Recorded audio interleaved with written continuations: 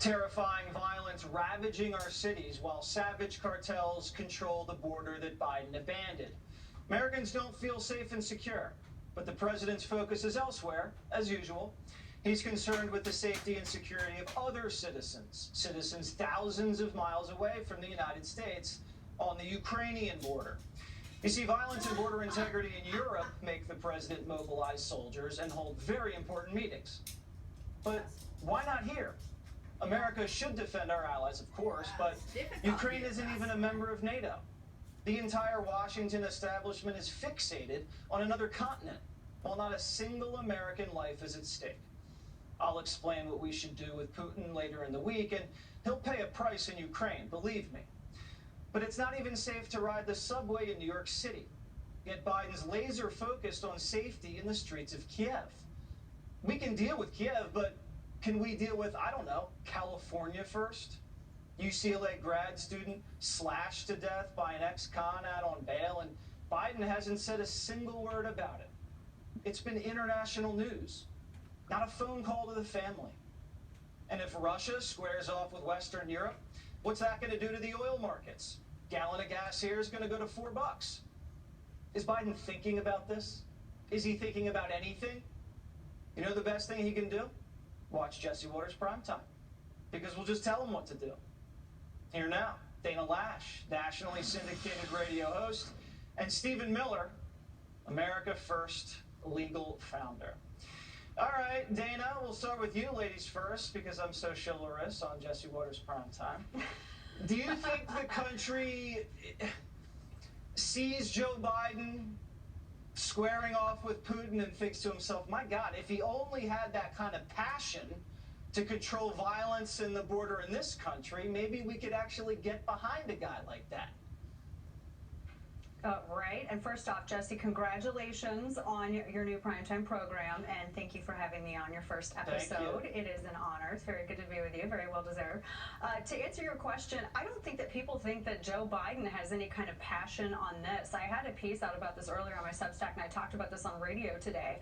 I mean, we went from knowing where we stood with foreign policy and a president who sat there and stared down Angela Merkel and was demanding that she pay at least just meet the bare minimum 2% towards NATO, and we knew where the lines were, and everyone was on their best behavior, until now we have this president who did everything he could to help destabilize energy reliance on Europe, to help reduce our effectiveness here at home with regards to energy exports. I mean, I could go on and on. Joe Biden doesn't have passion in anything except merging out, whether it's the vice president's office, Jesse, or the presidential office, merging out whatever elected office he finds himself in to the financial benefit of his family. So I think that maybe it would be great if he has some passion. I mean, we're already into year one, and this is a mess that this administration has made. Yeah, they made a pretty penny over in Ukraine for the Biden family. Maybe if Hunter had been making cash in Mexico, Stephen, maybe he'd be down there stopping the cartel intrusion, because that's what this is about. We got cartels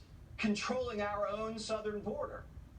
Yes, well, first of all, it's an honor as well to be on your inaugural broadcast. Congratulations to you.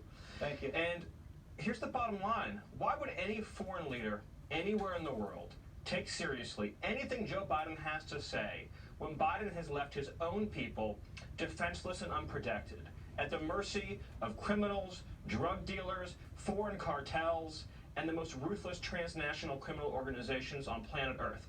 Ask yourself this question. In the whole history of this country, has any foreign adversary done more damage to the security of our southern border than Joe Biden has done himself of his own free will and volition? No. Joe Biden daily, through his edicts, through his repeal of President Trump's policies, has handed over control of our southern border to foreign cartels that are killing innocent people and putting poisonous drugs into our communities and helping to fuel this violent crime wave across our country in league with these Soros prosecutors. Joe Biden did all of that to us. And so while he's talking about the eastern border of Ukraine, our southern border is bleeding and our people are dying. Dana Lash, I can't imagine this is a wag the dog situation. The president gets us into some crazy war in Europe to distract us from his domestic problems. You don't think we're looking at that situation, are you? I would hope not. I mean, he ignored every exit ramp on the highway. I mean, just 2 weeks ago, Democrats used what they said was the old Jim Crow relic of filibuster to stop sanctions on Russia. I mean, for crying out loud, the man's greenlit the completion of Nord Stream 2. I understand it still has some further regulations to go through, but it's an absolute mess. And I do think it is a distraction. I think that they would welcome a distraction from their plummeting approval rating. The person who's been red pilling Democrats and liberals lately has been Joe Biden. Joe Biden's done a great job of winning over more people towards being liberty-minded.